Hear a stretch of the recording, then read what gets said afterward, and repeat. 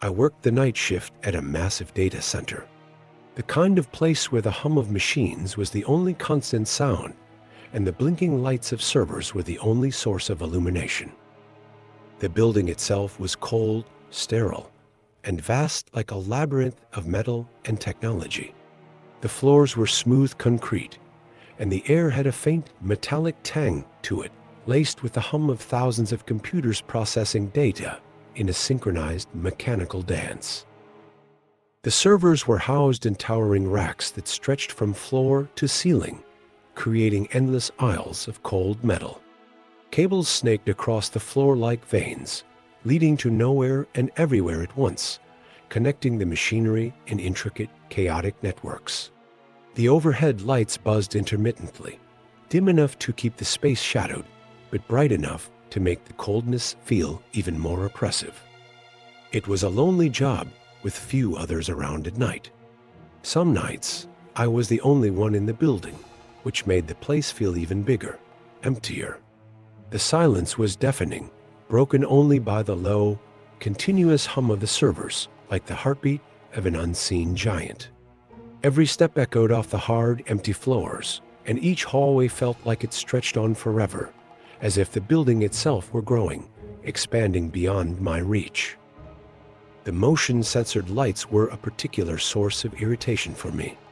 They were supposed to save energy, but it felt like I was constantly disturbing the darkness just by walking through the building. Every time I passed a hallway or room, the lights flicked on with that harsh, intrusive snap to bright to sudden.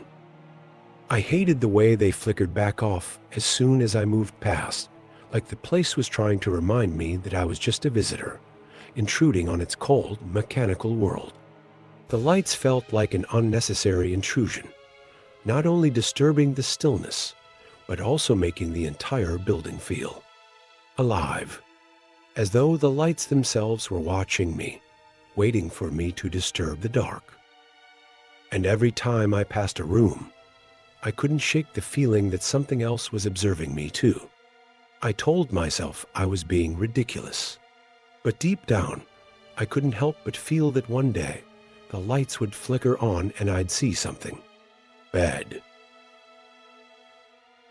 That night, something felt different. I had been in the building for hours, performing my usual rounds, checking systems, making sure everything was running smoothly. I reached the back of the building, where the long corridors stretched out like an endless tunnel. I knew this part well. The hallways were typically dark, with only the occasional light flickering on as I walked by. But tonight, it felt like the air was heavier, thicker, as if something was waiting in the shadows. I started down the long corridor, my footsteps echoing off the concrete floor, the usual hum of the servers in the background. As expected, the motion sensors turned on the lights as I passed. One by one, they blinked to life, casting harsh white light along the corridor. But something was off. Halfway down the corridor, my heart skipped a beat. I glanced behind me, and my blood ran cold. The lights I had just passed, the ones that had just flickered on, were turning off, one after the other, as if some unseen force was switching them off. I froze for a moment, watching in disbelief as the lights dimmed and the corridor grew darker with every passing second. I turned back around, my pace quickening. It's just the sensors, I told myself. I'm just freaking myself out. But deep down, I knew something was wrong. I wasn't sure how, but I could feel that something was chasing me. The lights kept shutting off, and with each one that went dark, I felt the pressure in my chest tighten. The space behind me was becoming a void, swallowed by the dark. I quickened my pace, my shoes slapping against the floor as I started walking faster, then running. I sprinted down the hallway, desperate to get to the end before the last light went out. My heart pounded in my chest, my breath coming in short, sharp gasps. I could hear the sound of my own footsteps, and in that silence, it felt like the darkness was closing in on me. Just as I reached the end of the corridor, I heard the final light flicker out. The whole hallway was plunged into complete blackness. I stumbled, disoriented, hands reaching out in front of me, trying to feel for something, anything. I couldn't see a thing. The darkness was suffocating, like a heavy weight pressing against me. I felt around, trying to orient myself, my heart still racing. I froze when I heard something faint at first, but growing louder. A scraping sound. Slow, deliberate. It was coming from behind me. I spun around, my breath caught in my throat. I couldn't see anything, but the noise grew closer, almost like something or someone was moving toward me, just out of reach. I didn't wait to find out. I bolted forward, arms outstretched, scrambling to reach the exit at the other end of the hall. The darkness seemed to follow me, like it was chasing me. The sensation of something just behind me, breathing down my neck, never left. When I finally burst through the door into the well-lit maintenance room, my mind was racing. My pulse was hammering, and I was drenched in cold sweat. I slammed the door behind me, panting heavily. But the feeling didn't go away. That weight, that dread. I tried to shake it off. I told myself I had just gotten too worked up after all. It had been a long night. But something wasn't right. The air felt thicker now, heavier. Even though I was safe behind a closed door, I couldn't shake the feeling that something was still in the building with me. I glanced at the clock on the wall. Another 3 hours until my shift ended. I leaned back against the desk and tried to calm my breathing, focusing on the steady hum of the machines. But every time I closed my eyes, the darkness behind me seemed to press in again. I kept seeing the lights flicking off, one by one, until everything went black. The scraping sound, the feeling of something chasing me in the dark. I stood up, pacing the room. I needed to check the systems one more time to distract myself. Something, anything to make sure I was just imagining this. Because there's no way something out of a horror movie could be real, right? With shaky hands, I grabbed the emergency flashlight for stable light source and headed back toward the hallway. The eerie stillness of the place was deafening now. The hum of the servers in the background only made the silence feel heavier, somehow more oppressive. The hallway stretched before me, the lights blinking on as I walked, just as they had before. But this time, it wasn't the same. The lights felt colder, their brightness harsh and invasive in the darkness. As I walked past the rows of servers, I couldn't shake the sensation that I was being watched. The same feeling that had been creeping up on me all night was growing stronger, like invisible eyes were following my every move. The corridor stretched endlessly ahead of me. The hum of the servers faded, replaced by a low, rhythmic sound. It was faint at first, but as I moved deeper into the hallway, it grew louder, a low, metallic scraping noise. But this time, it wasn't just behind me. It was all around me. I froze. It wasn't just the sound of machinery, I realized. There was something else, something human-like, but twisted and wrong. I turned quickly, flashlight sweeping across the corridor. The beam of light was sharp and bright, cutting through the darkness. But it revealed nothing.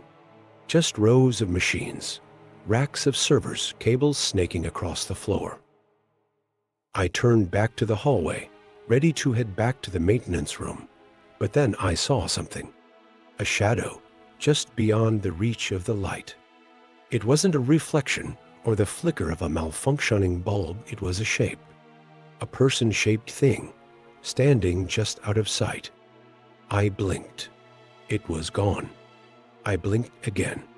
The shadow was still there, just barely visible, shifting like it was moving. My pulse quickened. I didn't know what to do. The air was thick, suffocating, and that feeling of dread had returned. Something was in the building. Something was waiting for me. I had to leave. Now. My pulse quickened. I didn't know what to do. The air was thick, suffocating, and that feeling of dread had returned.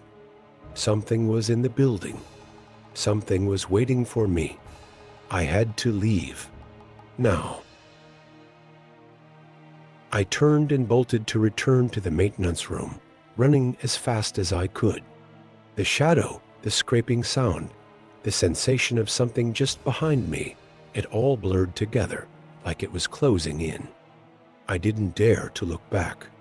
I reached the maintenance room and slammed the door shut behind me, leaning against the wall, gasping for breath. The room felt smaller now, more confined, as if the walls were closing in around me. I was shaking. My mind was spinning. I needed to get out of this building now, but I couldn't bring myself to open the door. Not with that thing out there. So I decided to stay in the room and lock the door. I glanced at the clock. 2 more hours until my shift ended.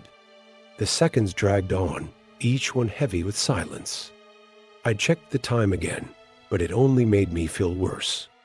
How could I have only been here for an hour? It felt like days. And so time went on slowly, each minute stretching into an eternity. The clock on the wall ticked away, a constant reminder of how slow time was ticking. The oppressive silence of the building was maddening. I sat there, leaning against the desk, staring at the same flickering screens, trying to will myself into a calm state. My breath came in shallow, quick gasps as I stared at the clock, counting down the minutes until I could leave. Every second felt like a weight on my chest, pressing down harder with every tick. The fear, the dread, it never left. It was still there, lingering in the air around me. The shadows outside the door felt thicker, heavier, like something was pressing against the walls, trying to push its way in. Finally, the clock struck the hour. My shift was over.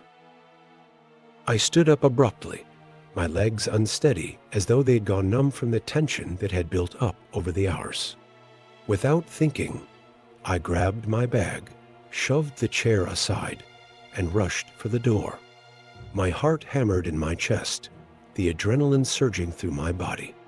Every instinct screamed at me to leave, to get out as fast as I could. The exit, the daylight, anything to escape the weight of the darkness that had settled over me like a shroud. I fumbled, unlocked the door, my hands trembling when it held the door handle so violently I could barely grasp it. When the door finally clicked open, I bolted into the hallway, my footsteps clumsy, my shoes slipping on the smooth floor. My breath was coming in desperate gasps, and my mind raced with one thought: I need to get out.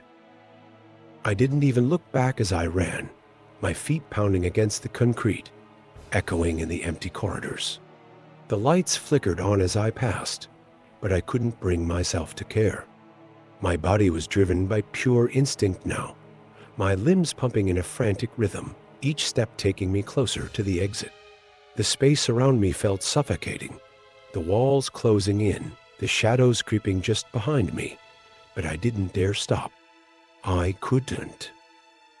I stumbled once, my foot catching on something, maybe a cable, maybe nothing, but I pushed through it, the jolt only pushing me to run faster. My pulse was a frantic drumbeat in my ears. Every breath felt like a victory, and yet something in my gut told me that the real danger was still behind me, still there waiting. Finally, the exit doors loomed ahead, and I burst through them, gasping for air, my feet finally meeting the outside world. The cold, harsh light of the streetlights hit me like a slap, and I stumbled into the parking lot, not even stopping to glance back. I kept running. The dark, empty building loomed behind me, silent and cold, but it didn't matter. I was free. For now. As I ran toward the parking lot, I couldn't shake the feeling that something had been following me the entire time. I didn't tell anyone about what had happened. I didn't have to. They wouldn't understand. Even I didn't understand it myself. I'm back at the data center now. The lights are still motion censored, and the dark corridor still stretches ahead of me, long and endless. Every night, as I walk down it, I wait for the lights to flicker on. And sometimes I feel that scrape against the walls of my mind, like the darkness is waiting. I'm not sure if I'll make it through another night, but I've already started walking. And I know that if I turn around, I won't be able to outrun it this time.